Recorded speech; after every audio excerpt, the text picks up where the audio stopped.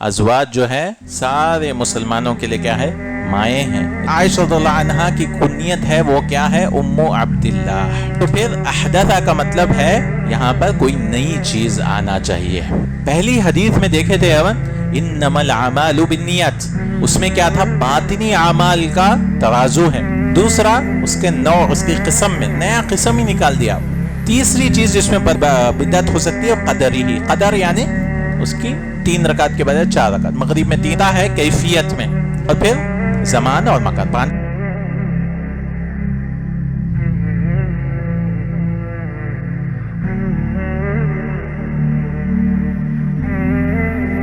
السلام علیکم ورحمۃ اللہ وبرکاتہ۔ بسم اللہ، الحمد للہ، والصلاة والسلام علی رسول اللہ وعلی آلہ وصحبہ اجمعین۔ تمام قسم کی تعریف و کبریائی و بڑائی اللہ وحدہ لا شریک لہ لائق و زیبا ہے، جو ساری کائنات کا خالق و مالک و مدبر۔ والصلاة والسلام ہو آخری نبی مصطفیٰ محمد رسول اللہ صلی اللہ علیہ وسلم پر۔ ہم یہ کتاب کا مدارسہ کر رہے تھے، 40 النوویہ، اور اس کی جو شرح پڑھ رہے تھے وہ شرح ہے شیخ ابن عثیمین رحمہ اللہ کی شرح۔ الحمدللہ ابھی تک ہم نے 4 حدیثیں مکمل کر چکے ہیں۔ ہم آج انشاءاللہ تعالی الحدیث الخامس عن ام المؤمنین ام عبداللہ عائشہ رضی اللہ عنہا قالت قال رسول اللہ صلی اللہ علیہ وسلم من احدث فی امرنا هذا ما ليس من فهو رد، رواہ البخاری ومسلم، وفی روایت لمسلم من عمل عملا ليس علیہ امرنا فهو رد۔ یہ حدیث نمبر 5۔ اس حدیث میں عائشہ رضی اللہ عنہا فرماتی ہیں کہ رسول اللہ صلی اللہ علیہ وسلم نے فرمایا من احدث فی امرنا ھذا، جو کوئی ہمارے معاملے میں کوئی نئی چیز نکالے گا تو وہ رد ہے، مردود، فہو رد۔ ہمارا معاملہ کیا ہے؟ اس کا مطلب ہمارے دین میں، امرنا ھذا، ہمارے دین میں کوئی چیز، نئی چیز کوئی ایجاد کرے گا تو وہ رد ہے، مردود ہے۔ اس لیے دوسری حدیث میں، مسلم کی حدیث ہے من عمل عملا لیس علیہ امرنا فہو رد، اس میں کیا تھا؟ من احدث فی امرنا، احدث کا مطلب ہے کوئی نئی چیز۔ حدیث کا معنی، ایک معنی تو جو ہم جانتے ہیں وہ ہے سنت رسول صلی اللہ علیہ وسلم، اس کو بھی حدیث کہا جاتا ہے، اور ایک حدیث کا معنی ہے قدیم کے مقابلے میں کوئی چیز نئی چیز، اس کو بھی کیا کہتے ہیں؟ حدیث کہتے ہیں۔ من احدث فی امرنا، جیسا کہ خطبہ جمعہ میں کہا جاتا ہے، کوئی بتا سکتے ہیں کیا کہتے ہیں؟ ہمارا جمعہ سنتے ہیں خطبہ حاجہ میں، فإن خیر الحدیث کتاب اللہ وخیر الحدی حدی محمد صلی اللہ علیہ وسلم، سب سے بہترین کلام، حدیث یعنی کلام کا معنی اللہ تعالیٰ کا کلام، اس لیے لوگ کہتے ہیں اہل الحدیث کا مطلب صرف حدیث نہیں، کلام اللہ بھی حدیث، بہترین کلام اللہ تعالیٰ کا کلام ہے، بہت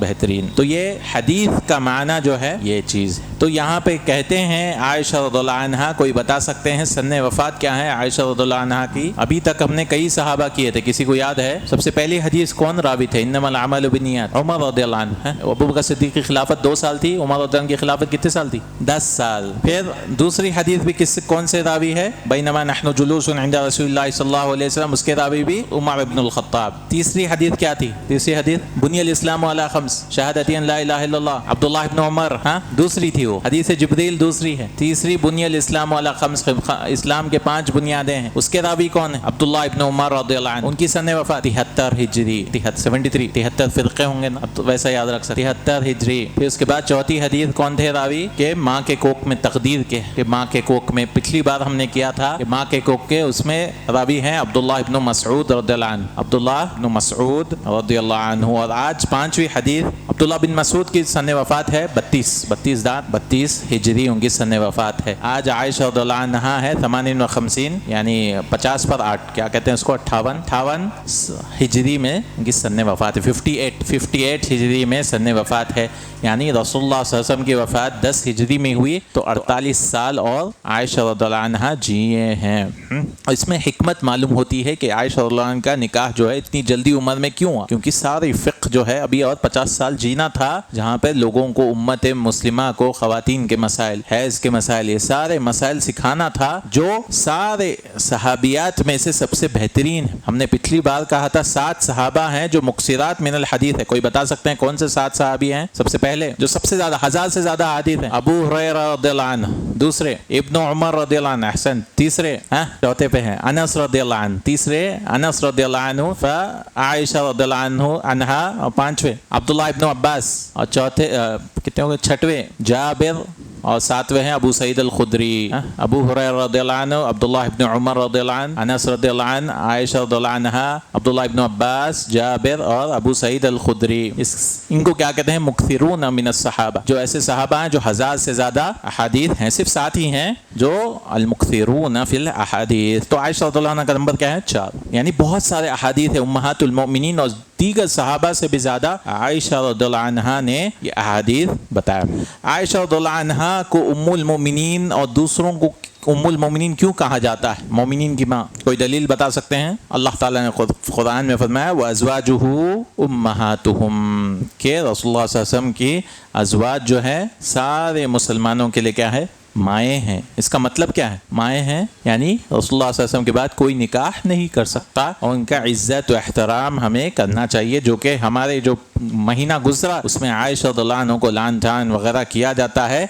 तो ये बिल्कुल उम्महातुल मोमिनीन। और कहते हैं आलुल बैत में कौन आते हैं? पहले अज़वाज आते हैं। तो सबसे पहले आयशा रज़ियल्लाहु अन्हा की इज़्ज़त होनी चाहिए थी आलुल बैत में, अहलुल बैत में, लेकिन ऐसा नहीं होता। तो उम्मुल मोमिनीन आयशा रज़ियल्लाहु अन्हा ने फरमाया। उनकी कुनियत थी, कोई बता सकते हैं कुनियत? आयशा रज़ियल्लाहु अन्हा की कुनियत थी, जैसा कि रसूलुल्लाह सल्लल्लाहु अलैहि वसल्लम की क्या कुनियत है? हाँ, कुनियत यानी अबू या वो लक़ब बोल रहे हैं आप। हाँ, लक़ब अलग है, सही जज़ाकल्लाहु खैर, लेकिन कुनियत क्या है? अबू या के साथ आता है ना। जैसे रसूलुल्लाह सल्लल्लाहु अलैहि वसल्लम के क्या? अबुल कासिम अलैहिस्सलातु वस्सलाम, रसूलुल्लाह आयशा रज़ियल्लाहु अन्हा का क्या? उम्मु अब्दुल्लाह। तो इसमें उलमा में इख्तिलाफ है कि क्यों कुनियत दिया गया है। तो शेख इब्न उथैमीन कहते हैं कि बाज़ अहले इल्म ने कहा कि एक बच्चा हुआ था, लड़का हुआ था, लेकिन पैदाइश में ही वफात पा गया। बाज़ ने कहा कि नहीं, पैदाइश नहीं हुई, लेकिन अल्लाह ताला को अहब्बु अस्माइल्लाह, अल्लाह ताला को नाम पसंद है। कौन से नाम पसंद? अब्दुल्लाह व अब्दुर्रहमान और हारिस भी अल्लाह ताला को बहुत नाम पसंद है, इसलिए उनकी कुनियत उन्होंने रख लिया है, क्या है? उम्मु अब्दुल्लाह। इसमें यह दलील मिल रही है और सहाबा के बहुत सारे हैं कि बग़ैर औलाद के भी कुनियत रखी जा सकती है, जो कि हमारे यहाँ ये सुन्नत चली गई है। ये जो 2 नाम का कॉन्सेप्ट जो आया है अपने पास कि मोहम्मद इब्राहिम या इब्राहिम खान, ये जो है आजिम से लिया गया है, अरबों से ये साबित नहीं है।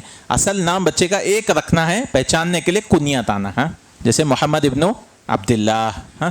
ये तरीक़ा हमें अपनाना चाहिए, जो है नाम रखने का एक नाम होना चाहिए वालिद के नाम से, जो कि क़यामत के दिन पूछा जाएगा। लेकिन ये आदात में से है, कल्चर में से है, ये हराम हलाल का मसला नहीं है, लेकिन मुस्तहब ये है कि हमको चाहिए कि अरबों की तरह हम नाम रखें, ताकि क़यामत के दिन उसी तरह पुकारा जाएगा। और ये सुन्नत को ज़िंदा करना चाहिए, कुनियत की सुन्नत। कुनियत अबू से हो सकती है, से हो सकती है, या इब्न से हो सकती है, वालिद की तरफ निस्बत किया जाता है। और बहुत सारे उलमा इसी तरह निस्बत करते थे। बाज़ औक़ात पर अगर बहुत सारी कुनियतें रहती हैं तो जगह के हिसाब से मशहूर होते हैं। जैसे कोई नाम बता सकते हैं जगह के हिसाब से मशहूर? सबको नाम मालूम है, मोहम्मद इब्न इस्माइल रहिमहुल्लाह। कौन है मोहम्मद इब्न इस्माइल?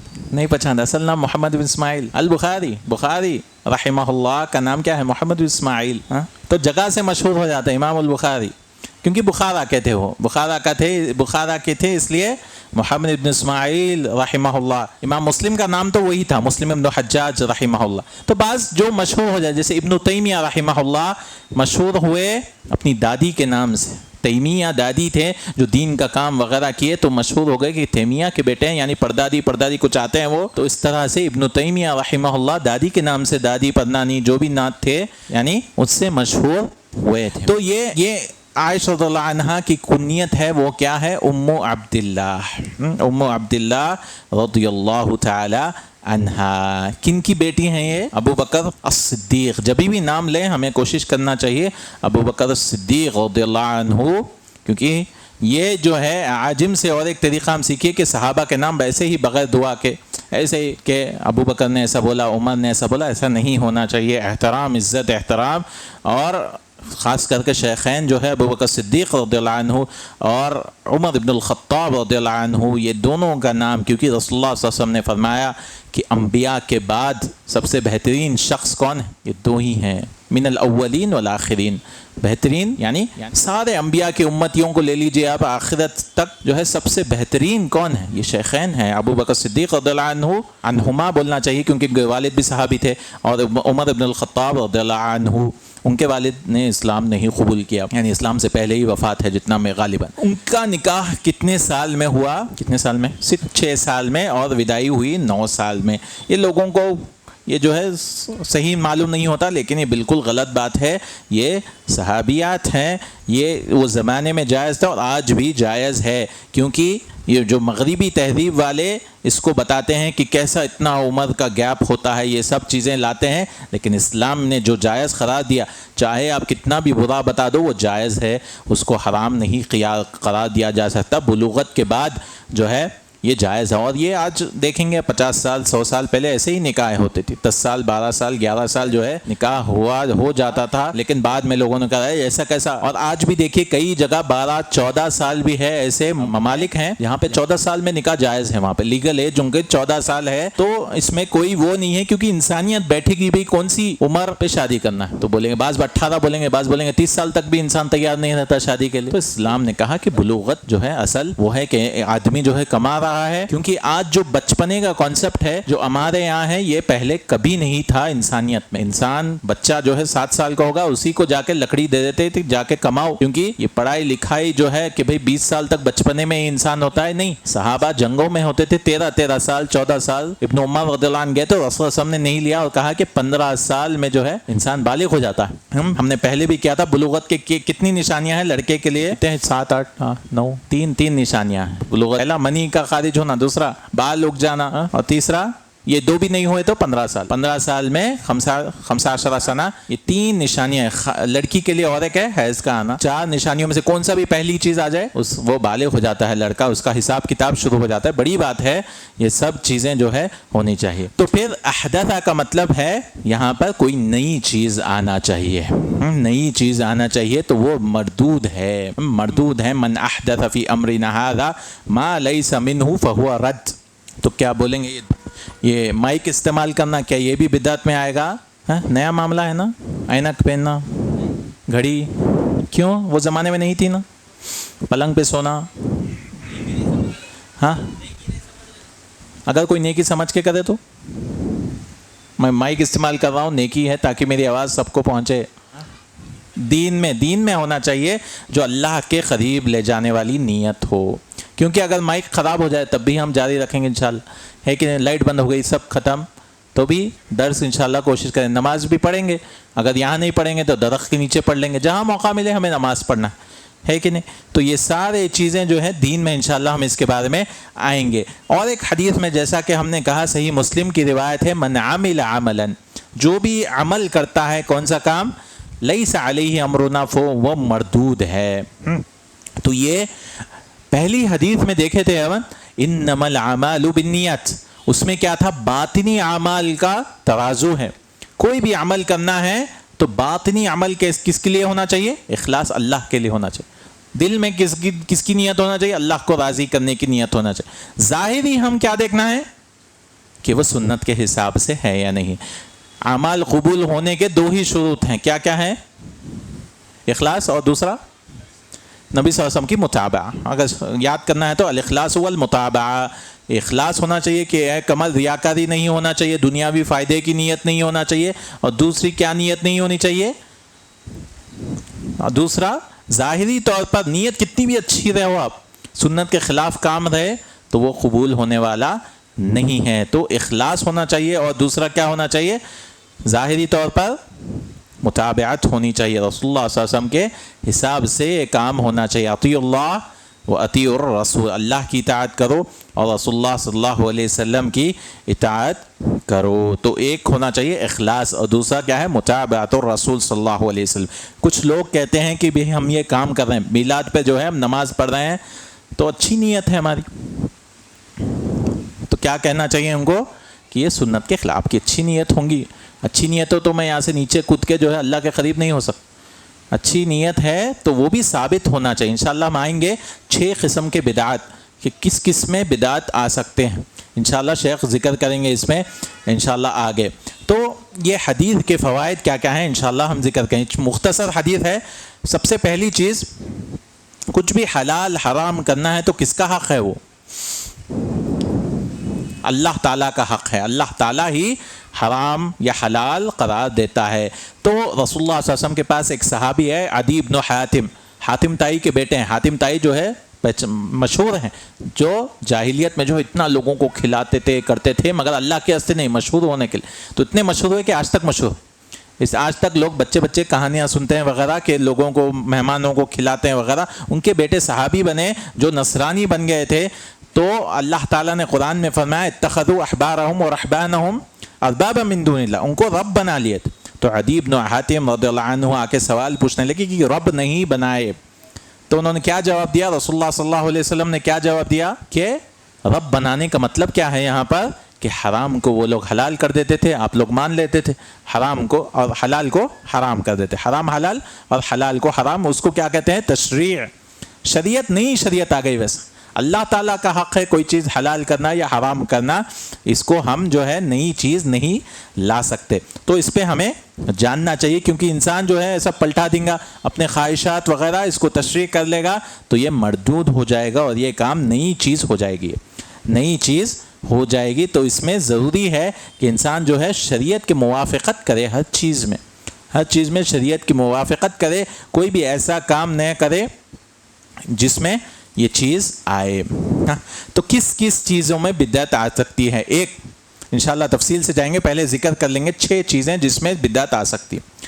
ایک سبب، انشاءاللہ مثالیں دیں گے ہم تفصیل سے، لیکن سبب چھوٹی مثال دے دیتا ہوں۔ سبب مطلب کوئی انسان نماز پڑھ رہا ہے مگر کچھ اور ہی سبب کے لیے نیا سبب بنا لیا، وہ جیسے وقت کیا ہوا 9:30 بجے جو ہے ایک خاص نماز نکال لیا، وہ ایسے سبب بنایا جو شریعت نے سبب نہیں بنایا۔ جیسے شب معراج پہ ہم عبادت کریں گے، سبب بنا لیا، آپ اچھی عبادت کریں، قرآن پڑھ رہے، درس دے رہے وغیرہ، اچھی عبادت ہے، مگر ایسے سبب کی وجہ سے پورا عمل بدعت میں آ گیا، کیونکہ آپ سبب مطلب ریزن بنا لیے۔ کوئی بھی عبادت کرنے کی وجہ ہونی چاہیے، وہ وجہ اللہ تعالیٰ نے نہیں کہا، رسول اللہ صلی اللہ علیہ وسلم نے نہیں کہا، تو آپ نے کیا کیا؟ سبب میں بدعت لا لی۔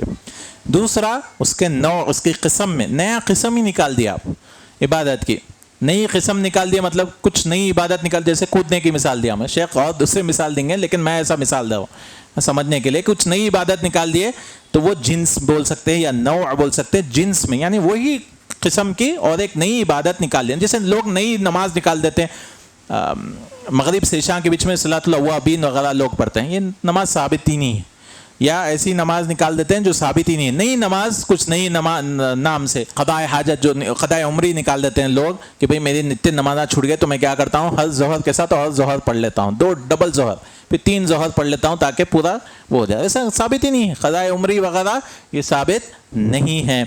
تیسری چیز جس میں بدعت ہو سکتی ہے قدری ہی، قدر یعنی اس کی 3 رکعت کے بجائے 4 رکعت، مغرب میں 3 پڑھنا ہے، نہیں میں 5 پڑھتا ہوں، میرے پاس طاقت ہے، تو آپ نے کیا کیا؟ تقدیر میں، یعنی جو نمبر ہے، کمیہ بھی بول سکتے یا قدر میں ہو سکتا، اس میں جو ہے آپ نے بدعت کر دی۔ اس کے بعد 3 ہو گئے، چوتھا ہے کیفیت میں، کوئی چیز نئی کیفیت کر دیا، آپ نماز پڑھنا ہے، ارے ایک ٹانگ پہ پڑھے تو زیادہ ثواب ہے، تو آپ نماز کا کیفیت ہی بدل دیا، کیسا پڑھنا ہے؟ ایک ٹانگ پہ پڑھ رہے ہیں آپ، کیونکہ ارے بزرگان دین جو ہے ایک ٹانگ پہ پڑھتے تھے تو میں بھی آج سے ایک ٹانگ پہ پڑھوں گا، یہ ثابت نہیں ہے، کیفیت جو ہے آپ نے بدل دی۔ اور پھر زمانہ اور مکان، 5 اور 6 کیا ہے؟ ایسا زمانہ آپ نے خاص کر دیا کہ بھئی یہ ٹائم پہ پڑھنا وغیرہ، جو مثال دیا ہمیں، زمانہ ٹائم کر دیے، جیسے شب معراج وغیرہ جو شروعات میں ہے اس کو سبب بھی بنا رہے ہیں، آپ زمانہ بھی فکس کر لے رہے ہیں کہ یہ ٹائم پہ جو عبادت کریں گا اس کے لیے دلیل چاہیے کہ رسول اللہ صلی اللہ علیہ وسلم نے یہ زمانے میں، یا مکان کوئی خاص کر لے، میں یہ قبر کے پاس نماز پڑھوں گا تو میری زیادہ نماز قبول ہوگی، وہ تو شرک میں چل جائے گا، لیکن بدعت بھی وہ ہو جائے گا۔ تو 6 چیزوں میں یہ ہوگا، سبب، جنس، قدر، کیفیت، زمانہ، مکان، زمانہ ہو و مکان ہو، یہ 6 چیزوں میں بدعت ہو سکتی ہے۔ اس کے لیے انسان جو ہے سوچنا چاہیے کہ بھئی کون سی بدعت میں انسان جا رہا ہے۔ انشاءاللہ تعالیٰ ہم آگے اس میں شیخ کی تفسیر سنیں گے۔ سب سے پہلی جو سبب ہے کہ ان یکون العمل موافقا للشریعہ فی السبب ہی، سبب جو ہے وہی ہونا چاہیے کہ جو بھی سبب کر رہا ہے، بنا رہا ہے انسان، وہ بھی شریعت سے ثابت ہو۔ ہم جیسے کوئی انسان دکان میں جا کر 2 رکعت نماز پڑھ رہا ہے، بھئی ثابت ہونا چاہیے کہ رسول صلی اللہ علیہ وسلم نے کہا کہ دکان میں جاؤ، یا کوئی ایسی جگہ پہ جا کے درخت کے نیچے ہے 2 رکعت نماز پڑھ رہا ہے, بول رہا ہے کہ بھائی درخت کے نیچے پڑھے تو زیادہ ثواب ہے, کچھ ایسے ہی بنا لے رہا. تو آپ ایسا سبب بنائیں, نماز تو پڑھ لے رہے ہیں آپ, لیکن آپ اس کو سبب بنا لے رہے ہیں کہ بھئی نیا سبب, تو یہ مردود ہے, کیونکہ نماز تو اصل ثابت ہے. اس کو بولیں گے تو وہ بولیں گے بھائی نماز ہی تو پڑھ رہے ہیں, کیا بیکار کام کر رہے ہیں ہم؟ نہیں, آپ نماز کر رہے ہیں لیکن آپ ایسا سبب بنا لیے جو شریعت نے سبب نہیں بنایا, جو ایسا ریزن کے لیے آپ نماز پڑھ رہے ہیں جو شریعت نے نہیں جوڑا ہے. کوئی بولے گا کہ میں جو ہے روزہ رکھوں گا, ہر ایک خاص دن بنا لیتا ہے کہ 7ویں تاریخ مہینے کو میں روزہ رکھوں, ثابت ہی نہیں ہے. آپ 13, 14, 15, اب ایسے تو کوئی بھی دن رہ سکتا ہے انسان روزہ, لیکن ایک خاص جو ہے جیسے زمانے کو فکس کر لیتا ہے, ویسے ہی ایک خاص سبب بنا لیتا ہے کہ میری جو ہے میں جب بھی جاؤں گا گاڑی چلاؤں گا تب میں صدقہ دوں گا. نہیں, آپ صدقہ دیجئے کبھی بھی دیجئے, لیکن گاڑی کو سبب مت بنائیے کہ میں گاڑی نہیں لوں گا یا کچھ بھی ایسا سبب کے لیے ہمیں دلیل چاہیے. پھر دوسرا جنس ہونا چاہیے. اللہ تعالیٰ کے لیے جو عبادت ہے یہ اس طرح سے ہونا چاہیے کہ وہی چیز کرنا ہے. جیسے بقرعید کے ٹائم پہ کیا کیا ذبح کر سکتے ہیں ہم, عید الاضحیٰ میں دمبا, بکرے, گائے, اونٹ, مرغی نہیں ہے, گھوڑا نہیں, یہ سب جائز ہے, حلال ہے, لیکن ہم اس میں عبادت میں نئی چیز نہیں نکال سکتے. کہ کوئی بولے کہ میں گھوڑا ذبح کر تمہیں زیادہ مہنگا ہے, میں جو ہے گھوڑا ذبح کرنا چاہ رہا ہوں, یہ ذبح نہیں کر سکتا, کیونکہ جنس میں جو ٹائپ ہے نا اس میں بھی انسان بدعت نہیں کر سکتا, کیونکہ یہ بھی مردود ہو جائے گا. نہیں میں زیادہ پیسے خرچ کر رہا ہوں, میں ذبح کر رہا ہوں, نہیں. تو اصل میں یاد کرنا ہے تو 3 ہی چیزیں, الابل والبقر والغنم. غنم یعنی بھیڑ بکرے وغیرہ, بقر یعنی گائے بیل, اور ابل یعنی اونٹ, اونٹنی. اس کے لیے تو اگر گھوڑا کوئی ذبح کرے یا مرغی ذبح کرے تو یہ بدعت کر رہا ہے ایسی چیز میں جو اللہ تعالیٰ نے نہیں کہا کہ میں جو ہے. عام طور پہ ہم ذبح کر سکتے ہیں لیکن ہم ذبح نہیں کر سکتے. اور تیسرا ہے, کیا تھا تیسرا؟ قدر یعنی اس کی نمبر میں یا کوئی انسان وضو کر رہا ہے 4 بار وضو کر رہا ہے تو وہ مردود ہے, 4تھی بار جائز نہیں ہے, کیونکہ آپ اسراف کر رہے ہیں. نہیں, کبھی غلطی سے ہو گیا وغیرہ الگ بات ہے, لیکن اس کو سنت سمجھ رہا ہے کہ بھئی 4 بار کروں گا, میں 5 بار کروں, پانی بہت ہے, اچھی طرح میں صاف ہو کے نماز پڑھنا چاہ رہا ہوں. نہیں, شریعت نے کہا کہ کم سے کم 1, زیادہ سے زیادہ 3, خلاص, زیادہ سے زیادہ 3, اس سے زیادہ جو ہے میں یہ کام نہیں کر سکتا. کچھ بھی زیادہ میں, جیسے 4 رکعت نماز پڑھنا ہے, زیادہ نہیں پڑھ سکتا, 5 پڑھیں گے بھائی, 6 پڑھیں گے, ایسا میں کام نہیں کر سکتا. من توضأ ثلاثا فقط, 3 ہی کر سکتا ہے زیادہ سے زیادہ. من زاد علی ذلک فقد اساء وتعدى وظلم, اس نے ظلم کیا, اس نے حد سے تجاوز کی, اس نے برا کام کیا. تو وہ کوئی بھی انسان, کیونکہ جذبے میں آ کے 3 صحابی آئے تھے, کیا کیا کہا تھا, کوئی بتا سکتے ہیں؟ ایک شخص نے کہا کہ میں ہمیشہ روزہ رکھوں گا, دوسرے نے کہا شادی نہیں کروں گا, تیسرے رات میں نہیں سوں گا. یہ تینوں کو رسول اللہ صلی اللہ علیہ وسلم نے کیا کہا؟ من رغب عن سنتی فلیس منی, جو بھی میری سنت, میں شادی بھی کرتا ہوں, جو ہے یعنی عبادت بھی کرتا ہوں, میں سوتا بھی ہوں, جاگتا ہوں, اس طرح سے رسول اللہ صلی اللہ علیہ وسلم نے کہا جو بھی میری سنت سے منہ موڑے گا وہ مجھ میں سے نہیں ہے.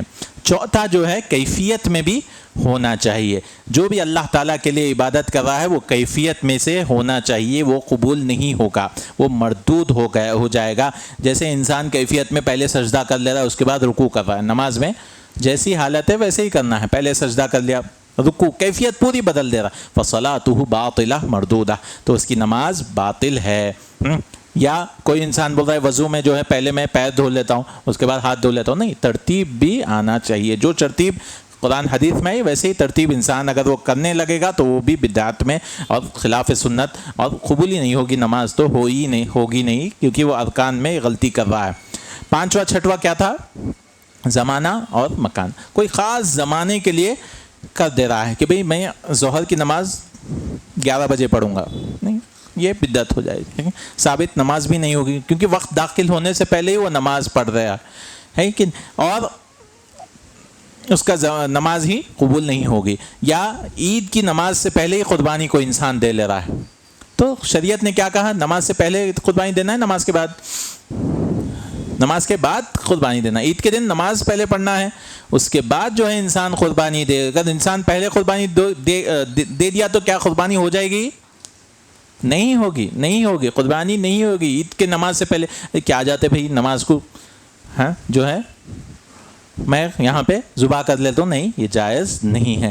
یا کوئی انسان جو ہے ایسا کام کر رہا ہے, روزے جو ہے پورے مہینے کے رہ رہا ہے, میں رمضان میں نہیں رہ سکا تو میں کیا کرتا ہوں, ایک خاص شوال میں ہمیشہ ہر سال رہنے لگتا ہوں, عبادت جو ہے بنا لیا وہ. ہاں البتہ پورے کرنا ہے اس کو روزے, لیکن اس کو عبادت نہیں بنانا چاہیے, یعنی زمانے کو فکس نہیں کرنا چاہیے. اس میں کیا ہو جاتا ہے, اس میں بھی بدعت ہو جاتی ہے, اس میں بھی بدعت انسان ہو جاتی ہے. تو چھٹوا کیا تھا, مکان, جگہ کوئی فکس کر لے کہ یہاں پہ جو ہے, جیسے کوئی بولے میں جو ہے اعتکاف بیٹھوں گا گھر میں, تو کیا گھر میں اعتکاف جائز ہے؟ جیسا آج کل خواتین کو بٹھاتے ہیں گھر میں, نہیں, اعتکاف کی جگہ کیا ہے, شرط کیا ہے, کہاں پہ ہونا, وہ مسجد میں ہی ہونا. اعتکاف مسجد میں, گھر میں کوئی اعتکاف نہیں ہے. لا اعتکاف فی البیوت, گھروں میں وغیرہ کوئی اعتکاف نہیں, مسجد میں ہی شرط ہے. اگر خاتون بھی بیٹھ رہی ہیں تو صحابیات امہات المومنین کہاں بیٹھا کرتے تھے, گھروں میں, بازو ہی گھر تھا پھر بھی وہاں نہیں بیٹھتے تھے, مسجد نبوی میں ہی اعتکاف بیٹھا کرتے تھے. تو مسجد نبوی میں ہی, یعنی مسجد شرط ہے کس کے لیے, اعتکاف کے لیے. کوئی خاص جگہ بنا لے تو وہ بدعت میں آ جائے گا. وہ بھی کیا کرتے ہیں, کونا بنا دیتے ہیں, وہ پکانا بھی چالو ہے, باتاں بھی چالو ہے, سب چالو ہے, اس کو وہ لوگ اعتکاف کہتے ہیں, اور کہتے ہیں کہ نہیں انہوں اعتکاف ہے, اور پکاتے پکاتے ان کا دل ذکر کر رہا ہے. اس طرح سے لوگ عجیب چیزیں لے کے آتے ہیں. یہ بدعات سے بہت ہونا چاہیے. شیطان کو بدعت بہت زیادہ پسند ہے. کیوں شیطان کو بہت پسند ہے؟ ہاں کیا وجہ ہے شیطان کو پسند؟ گناہوں سے بھی جہنم میں جاتے ہیں نا. شیطان کو کیوں پسند؟ بدعت گمراہی ہے, صحیح ہے, مگر ایک چیز ہے, گناہ بھی نافرمانی. گناہ سے انسان کیا کر سکتا؟ توبہ. بدعت سے انسان اس کو نیکی سمجھتا ہے کہ نہیں. گناہ سے انسان کو معلوم ہے یہ گناہ ہے تو وہ توبہ کر سکتا ہے مرتے دم, لیکن بدعت کو تو اس کو نیکی سمجھ رہا ہے, دین کا حصہ سمجھ رہا ہے. تو شیطان کو بہت پسند ہے. ایسی چیز ہے جس سے انسان توبہ بھی نہیں کرتا, اور رسول اللہ وسلم کے سامنے جائے گا, حوض کوثر سے مانگے گا, رسول اللہ وسلم دینے جائیں گے, فرشتے منع کر دیں گے اور کہیں گے کیا کہ آپ نہیں جانتے کہ آپ کے جانے کے بعد کیا کیا اعمال کر رہے ہیں. یعنی امید رہے کہ جا کے پانی لینے تک چلے جائیں گے وہ لوگ, لیکن بغیر علم کی وجہ سے, عمل کرنے کی وجہ سے. جیسا کہ سورہ فاتحہ میں 2 لوگ ہیں, کون ہیں؟ جس کے پاس علم تھا عمل نہیں, عمل ہے علم نہیں. کون ہے؟ غیر المغضوب علیہم ولا الضالین. مغضوب کون ہے؟ یہود, جس کے پاس علم تھا عمل نہیں. اور دوسرے نصارہ, جس کے پاس کیا نہیں تھا, علم نہیں تھا, عمل کرتے جا رہے ہیں, جنگلوں میں چل جا رہے ہیں, یہ کر رہے ہیں, شادیاں توڑ دے رہے ہیں, پادری بن جا رہے ہیں. یہ سب دین کا حصہ ہی نہیں ہے اللہ کے قریب ہونے کے لیے.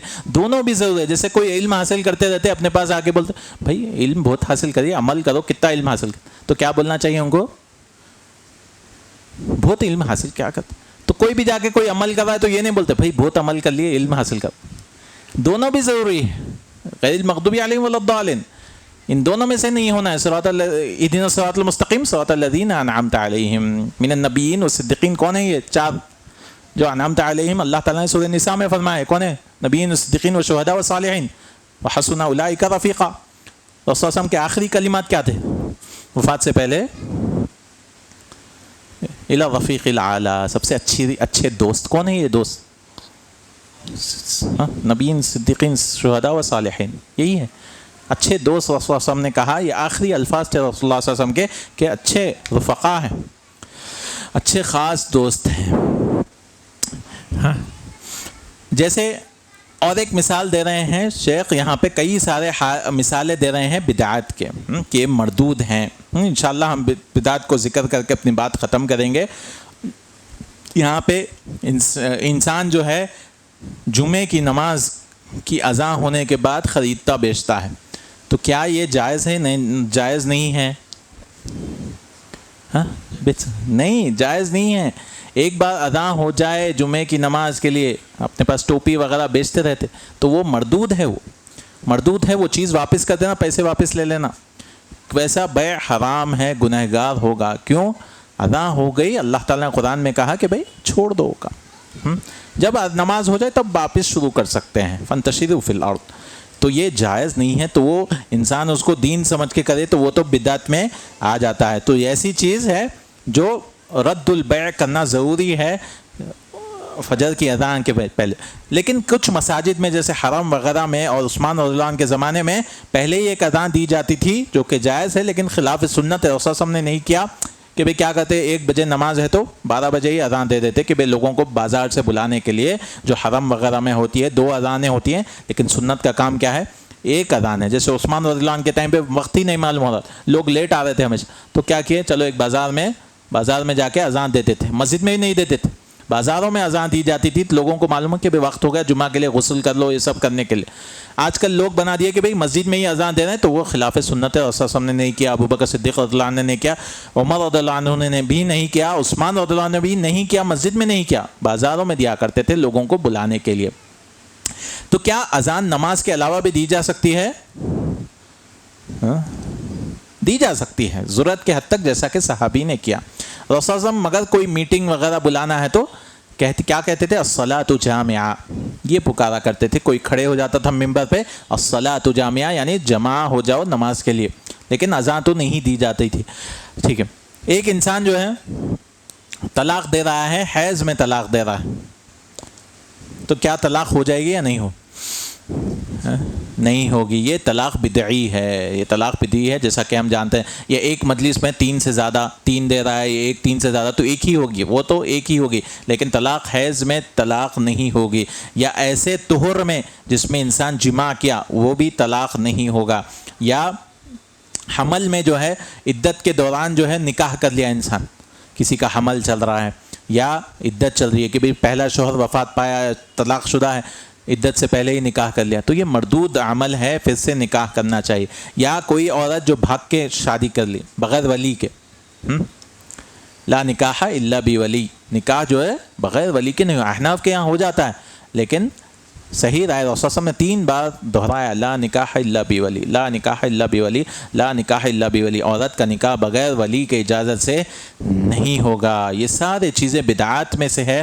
اور کئی لوگ جو ہیں ایسے ہی بھاگ کے وغیرہ شادی کر لیے, 20 سال 30 سال ہو جاتے ہیں, اولاد بھی ہو جاتی ہے, معلوم ہی نہیں ہے. اور رسول صلی اللہ علیہ وسلم نے کہا کہ بھئی ولی کے اجازت کے تب کیا کرنا چاہیے؟ پھر سے نکاح پڑھوانا چاہیے. جب علم آئے انسان کو عمل کرنا چاہیے, جب علم آئے تب توبہ وغیرہ کرنا چاہیے, کیونکہ اللہ تعالیٰ معاف کرنے والا انشاءاللہ. جہالت میں اگر کھو گیا, نہیں معلوم ہے اپنے پاس, کئی لوگوں کو وہ لوگ تو جواز کے قائل ہیں, تو لیکن احادیث کے بارے میں ہمیں یہ تلاعب نہیں کرنا چاہیے, یہ کھیل کود یہ سب چیزیں نہیں کرنا. یہ دین کا معاملہ ہے, یہ دین کا معاملہ ہے, تو اسی لیے یہ ساری مثالیں دے رہے ہیں. اور ایک انسان چاندی بیچتا ہے سونے کے اس میں, تو کیا ایسا جائز ہے؟ نہیں بیچ سکتے چاندی سونا, اس میں دیکھنا چاہیے. اگر چاندی سے چاندی کر رہے ہیں تو سیم اماؤنٹ ہونا. اپنے پاس جو زیورات وغیرہ ہوتے ہیں اس کو ایکسچینج کراتے ہیں, یہ جائز نہیں ہے, ایکسچینج نہیں کرانا چاہیے. کیوں؟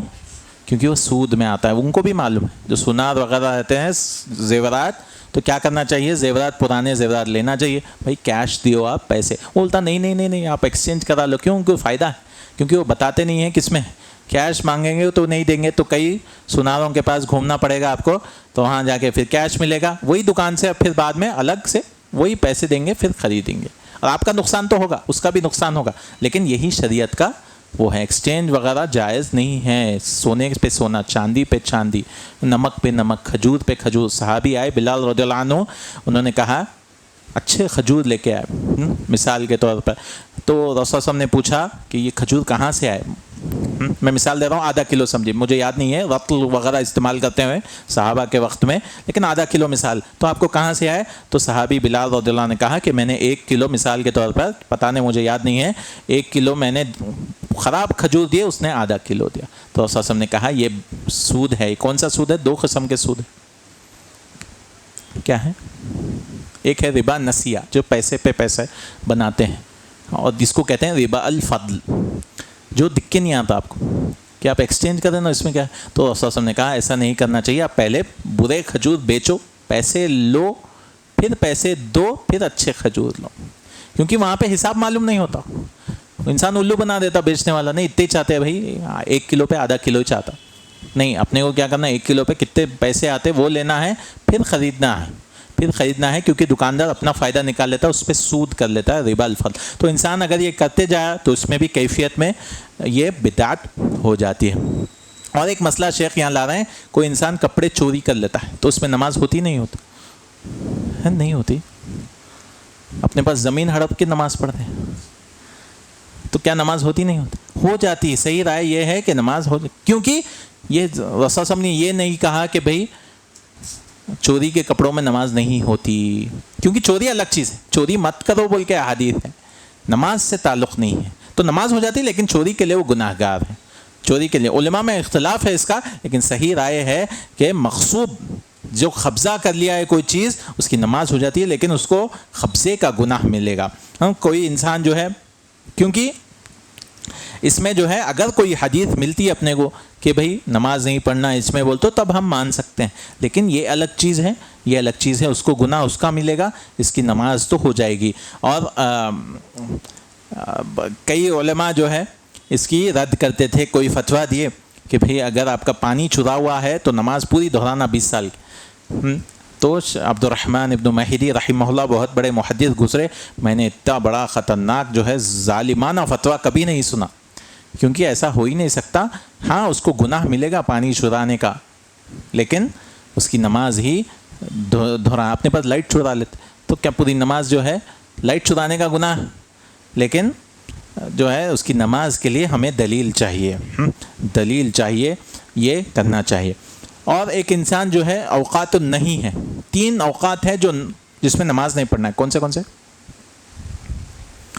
کون سے نماز نہیں پڑھنے کے وقت؟ ہاں، فجر کے بعد سے لے کر سورج نکلنے کے 20 منٹ تک. سورج جیسے مثلا نکلا کتنے 5:30 بجے، تو 5:50 تک آپ نہیں پڑھ سکتے جب تک سورج جو ہے ایک نیزہ کے اوپر نہ آ جائے. اس لیے اشراق پڑھنا ہے تو 20 منٹ کے بعد پڑھنا.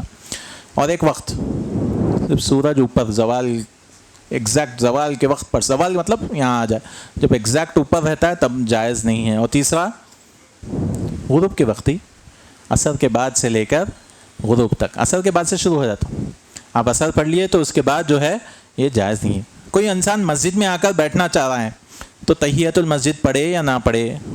عصر کے بعد آ گیا پڑھنا تو جی پڑھنا چاہیے، کیونکہ یہ بغیر کوئی سبب کے، جیسے کوئی انسان طواف کر رہا ہے اس کو پڑھنا ہے 2 رکعت تو پڑھ سکتا ہے. تحیۃ الوضو کرنا ہے پڑھ سکتا ہے، ہاں، کیونکہ رسول اللہ صلی اللہ علیہ وسلم جو ہے فجر کے بعد بھی 2 رکعت کبھی کبھار پڑھا کرتے تھے.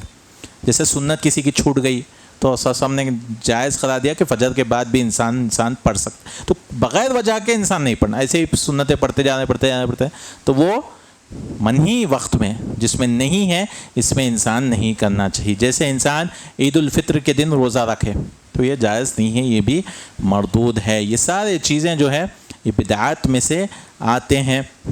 اور کوئی انسان کسی کو دھوکہ دیتا ہے، شیخ بہت سارے مثالیں، کوئی انسان کسی کو دھوکہ دیتا ہے تو کیا وہ یہ سامان بیچتا ہے دھوکے سے تو اس کی وجہ سے جو ہے پورا باطل ہے؟ یہ نہیں، باطل نہیں ہے. اس کو رسول صلی اللہ علیہ وسلم نے خیار دیا کہ آپ جا کے واپس کرنا ہے تو کر سکتے ہیں آپ، کیونکہ دھوکے سے ہوا لیکن اس کی وجہ سے یہ حرام نہیں ہو جاتا. تو کون سی چیز دھوکے میں آئی، یہ سب چیزیں دیکھنا ہے. یہ سب چیزیں معاملات میں وغیرہ فقہ میں آئیں گی، لیکن ابھی سب معاملہ یہ ہے کہ جو ہے کہ بھئی بدعات کس کس میں آ سکتی ہیں. یہ ساری چیزیں ہم نے کہا انشاءاللہ تعالی. اعمال جو ہیں تو شیخ آخر میں فرماتے ہیں کہ 3 قسم کے عبادات، 3 قسم کے عبادت. ایک جو عبادت نے شریعت نے حلال قرار دیا ہے، عبادت میں مشروع ہے، ایسا کرنا ہے، نماز پڑھنا ہے، روزے رکھنا ہے، یہ حلال ہے، جائز ہے. دوسرا جس سے شریعت نے منع کر دیا کہ بھی یہ نہیں کرنا. جیسے مثال کے طور پہ عبادت جو منع کر دی، نہیں وہ منع ہے، حدیث ہے اس کے واسطے منع. کیا میلاد مت کرو بلکہ حدیث آئی جو عبادت منع ہے. ہاں، غیر اللہ کے پاس قربانی نہیں دینا، شرک نہیں مت کرو، یعنی ایسی بات دعا کرنا ہے تو صرف اللہ سے کرو، غیر اللہ سے دعا مت کرو. دعا بھی عبادت ہے نا، مگر کس کے واسطے ہونا ہے؟ اللہ تعالیٰ کے لیے ہونا. نماز جیسے کسی اور کے لیے مت پڑھو، روزہ کسی، صحیح بات. تو ایسی عبادت جو منع کیا گیا. تیسرا جس کے بارے میں نہیں معلوم ہے اپنے کو شریعت، تو وہ کیا ہے، جائز ہے ناجائز؟ ہاں پکا شریعت خاموش ہے اس کے بارے میں. جیسے میلاد کے بارے میں خاموش. تو وہ ناجائز ہے، ممنوع ہے. عبادات بول رہا ہوں میں، عبادات جو جائز ہے. تو ایک حلال ہے جو شریعت بولی حلال ہے، باقی شریعت روک دی، اس سے رک جانا ہے. شریعت خاموش ہے، اس سے بھی رک جانا ہے. کیونکہ عبادات کون سی چیز ہے؟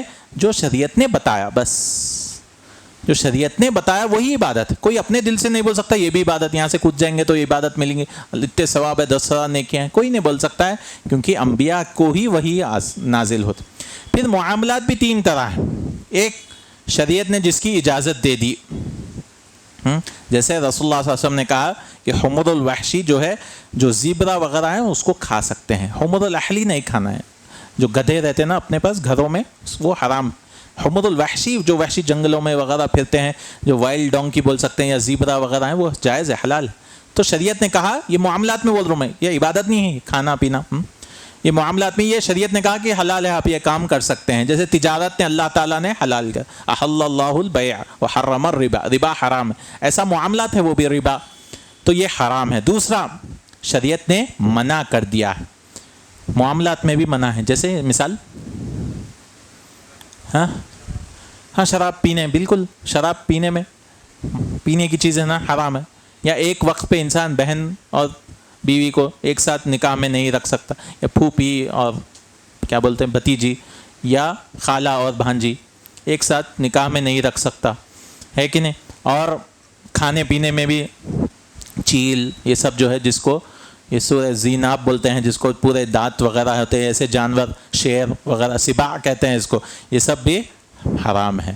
تیسری چیز جس سے شریعت خاموش ہے، تو کیا حرام ہے یا حلال ہے؟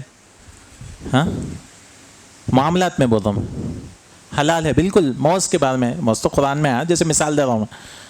کوئی نہیں یہ نہیں کہہ سکتا کہ بھئی اس کے لیے دلیل چاہیے. معاملات میں یہ بزنس کر رہا ہوں میں، اس میں جو ہے کچھ بھی شریعت میں حرام نہیں ہے، یہ الحمدللہ انسان بیچ سکتا ہے. موبائل بیچنا ہے، اب کوئی یہ نہیں پوچھنا کہ بھئی دلیل لاؤ، موبائل بیچنے کی دلیل لاؤ. ہم ان سے پوچھنا ہے بھئی موبائل حرام کہاں ہے، اس کے ہاتھ سے دلیل لاؤ، الٹا نہیں لانا. تو یہ لوگ خلط ملط کر دیتے ہیں 2 چیزوں میں، کہ عبادات میں ہر چیز حرام ہے جب تک کہ دلیل نہ آ جائے، معاملات میں ہر چیز حلال ہے جب تک کہ ممانعت کی دلیل نہ آ جائے. تو اسی کے ساتھ یہ حدیث نمبر 5 کا بھی تذکرہ ہوا. انشاءاللہ تعالی ہم آگے الحلال بین و حرام بین کے حلال جو ہے واضح ہے. انشاءاللہ ہم یہ حدیث نعمان ابن بشیر رضی اللہ عنہ کی حدیث ہم آگے کی نشست میں انشاءاللہ تعالی پڑھیں گے. اللہ تعالیٰ سے دعا ہے اللہ تعالیٰ ہم سب کو عمل کرنے کی توفیق عطا فرمائے، علم النافع وعمل الصالح عطا فرمائے. اللہ تعالیٰ ہم سب کے گناہوں کو معاف فرمائے. وقول قولی ھذا واستغفر اللہ لی ولکم ولسائر المسلمین. سبحانک اللہم وبحمدک، اشہد ان لا الہ الا انت، استغفرک واتوب الیک. انشاءاللہ سب کے لیے طعام کا انتظام کیا گیا ہے، طعام کر کے چاہیے انشاءاللہ.